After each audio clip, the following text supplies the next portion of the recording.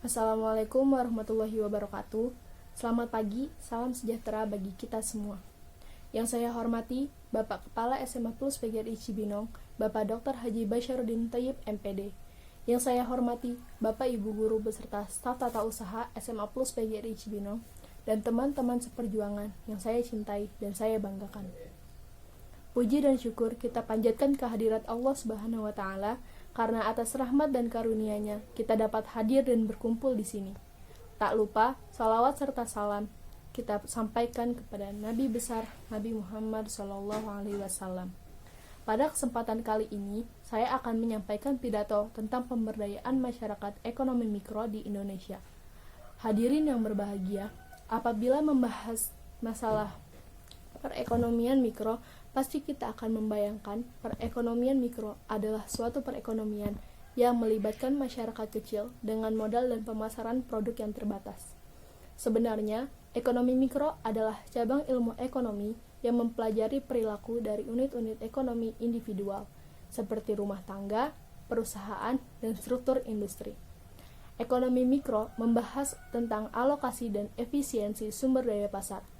Apabila kita melihat perekonomian seluruh masyarakat Indonesia, ekonomi mikro masih mendominasi perekonomiannya, terutama di daerah pedesaan dan kota-kota kecil. Namun, seiring berjalannya waktu, perekonomian mikro menjadi tersaingi oleh perekonomian makro yang kebijakan ekonominya semakin membuat perekonomian mikro Indonesia menjadi terpuruk.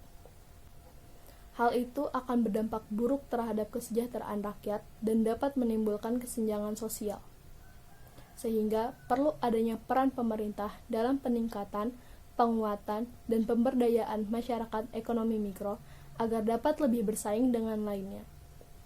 Hadirin sekalian, pemberdayaan masyarakat ekonomi mikro adalah sesuatu yang mau tidak mau harus dilakukan pemerintah untuk membuat masyarakat ekonomi mikro menjadi masyarakat yang mandiri, berkualitas, dan memiliki daya cipta tinggi, sehingga ekonomi mikro di Indonesia akan tetap terus tumbuh.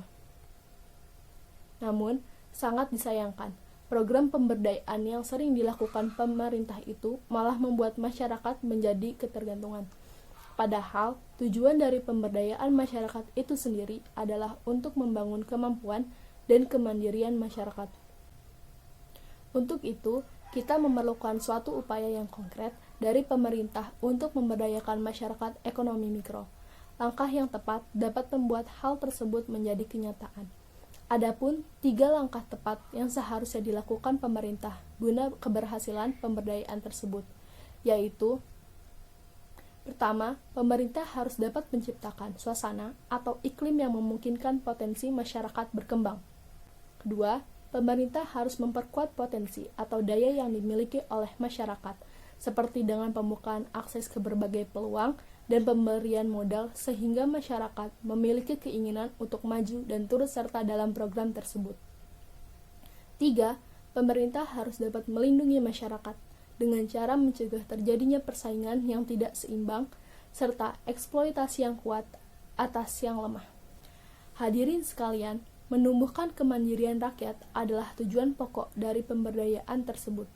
Untuk itu, ada beberapa cara yang dapat dilakukan pemerintah dalam mengatasi ketergantungan masyarakat terhadap program-program pemberdayaan tersebut. Di antaranya, yang pertama, mempercepat pembangunan pedesaan melalui penyediaan prasarana, pembangunan sistem agrobisnis, industri kecil, kerajinan rakyat, pengembangan kelembagaan, penguasaan teknologi, dan pemanfaatan sumber daya alam. 2. Meningkatkan kualitas sumber daya manusia di daerah sesuai dengan potensi dan kepentingan daerah dengan memberikan pelatihan, bimbingan oleh pemerintah melalui dinas terkait dan melibatkan masyarakat itu sendiri dalam pelaksanaannya. Hadirin yang berbahagia, meskipun perekonomian Indonesia, terutama ekonomi mikro, masih menghadapi sejumlah persoalan, tantangan, dan cobaan, kita harus tetap yakin bahwa ekonomi Indonesia akan terus tumbuh dengan seiring dengan peningkatan kesejahteraan rakyat. Selain pemerintah memberi bantuan berupa infrastruktur penunjang dan meningkatkan kualitas sumber daya manusia itu sendiri, Masyarakat juga harus mau ikut berkontribusi dan berpartisipasi dengan program yang dilaksanakan oleh pemerintah. Apabila langkah dan upaya yang dilakukan pemerintah dan masyarakat sudah sesuai, impian kita untuk menciptakan masyarakat ekonomi mikro yang berkualitas, mandiri, dan berdaya saing akan segera terwujud. Dan tetap kita ingat juga bahwa perekonomian di Indonesia adalah dari rakyat, oleh rakyat, dan untuk rakyat. Berhasil tidaknya semua itu tidak terlepas dari masyarakat ekonomi mikro itu sendiri. Untuk itu, marilah kita ikut serta membantu pemerintah dalam pemberdayaan masyarakat ekonomi mikro.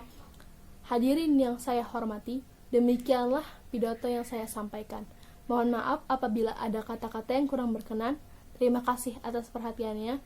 Wassalamualaikum warahmatullahi wabarakatuh.